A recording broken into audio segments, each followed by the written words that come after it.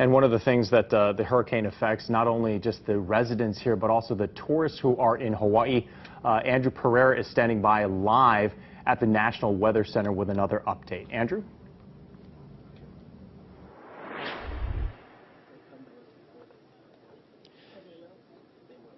Yeah, Kenny Yunji, we're here at the Berkheimer Emergency Operations Center, which is also serving as a joint information center for the entire state. The governor is still here with many of his cabinet members.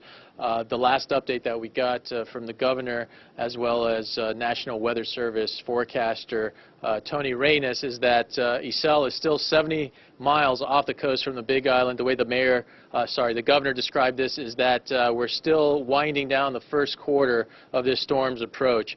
And so the governor's caveat to everyone was that this is not the time to start venturing out. This is the time to hunker down and to stay put in place.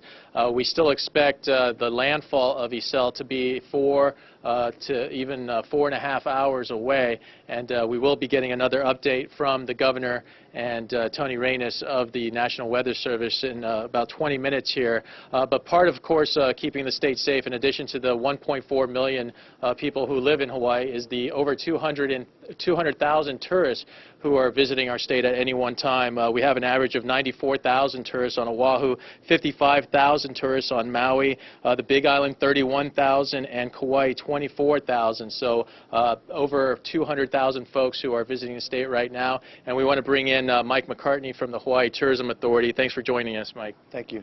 How's the flow of information been to the hotel and resorts? I know that they practice this all the time. How has it been putting it into effect? The information flow has been outstanding. We have our operations center at the Hawaii Convention Center, and we're talking to the entire industry, to our partners, HVCB, Hawaii Tourism Japan, the Hawaii Hotel and Lodging Association, and we're just connecting with everyone. We're also connected to each county Emergency Operations Center, so we know what's happening there, and we're just trying to assist everybody, not just with the event and making sure people are safe, but going forward and making sure that they can be connected with the Department of Transportation and the airlines and be able to have their travel accommodations taken care of. Sure. We heard from the governor that we don't want folks clogging up the airport, so that they should check their flights and check with their airlines before they get going to any airport. That's what we advise people to do. One, check with your hotels, because you have the best personnel and staff there.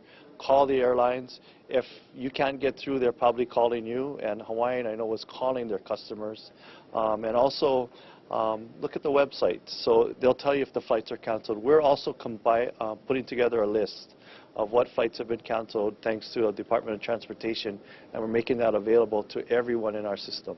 And Mike, how will the resorts assist you in some of the damage assessments that will be coming in throughout the next 12 hours or so? Well, we're in constant contact with resorts and hotels and accommodations throughout the state, timeshare, and we can get an assessment from them. So we'll be talking to them back and forth. So our command center will be getting that information from them, and I'll bring it back up here to the state level.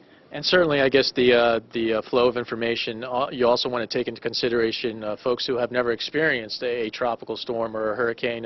We heard from one gentleman earlier in our broadcast, much earlier in the day. He was in Waikiki, and he was marveling at how great the weather was, and he was having a great time.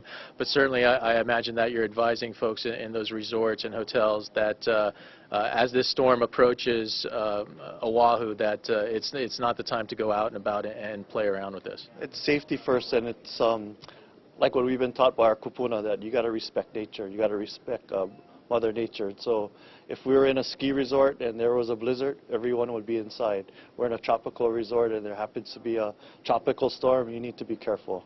And just last month, another record month for the tourism industry, where we see visitors spending more dollars per day. Any concern as a kind of a ding that this could put on our momentum for the tourism industry, with Julio right behind ISELLE? I think the most important thing is we want to make sure our guests are safe. That's number one. Not the money that comes in, but they're safe. Number two, they have a good experience, and we make sure they can get in and out. And then we'll think about the money, but I think we got to focus on making sure people are safe, and money is probably the last thing from our mind right now. Dovetailing on that real quick, Mike, is there anything special that HTA has planned once the storms have passed to kind of get the message out that Hawaii is still open for business? Yes, we're working with our marketing partners like HVCB and Hawaii Tourism Japan. They happen to be at the convention center. So we've stopped all advertising right now. We're going to go back on our advertising cycle once everything is all good and get that going. So we've got this down fine-tuned. I got some appearances on national TV shows to just give people information. So we're all working together on that to coordinate that common message. But we want to make sure guests are safe here first, and then we can start opening up the marketing channels once that happens. Yeah, Mike, tell me about the curiosity worldwide. It's kind of an unusual thing having two storms back-to-back within 2 or 3 days of one another. I was on BBC Radio earlier today. Tell me what kind of questions folks are asking you and what they're curious about. Well, I think there's a lot of media inquiries. I think the most important thing is whether they should come to Hawaii for a vacation. Right now, Honolulu International Airport is open. People will be coming in tomorrow. But again, we want to be cautious. So I think that every destination should be cautious, and I think that's something Hawaii has a record of being proud of, is that being cautious is okay. It's better that people are safe than something that happens that would be really unfortunate. Thanks so much for joining us, Mike. Appreciate it. That's Mike McCartney with the Hawaii Tourism Authority. You've heard earlier in the evening that ISELLE is still about 4.5 hours from landfall, and we will be getting another update from the governor and Tony Reyes of the National Weather Service here in about 10 minutes or so. So stay tuned for that, guys.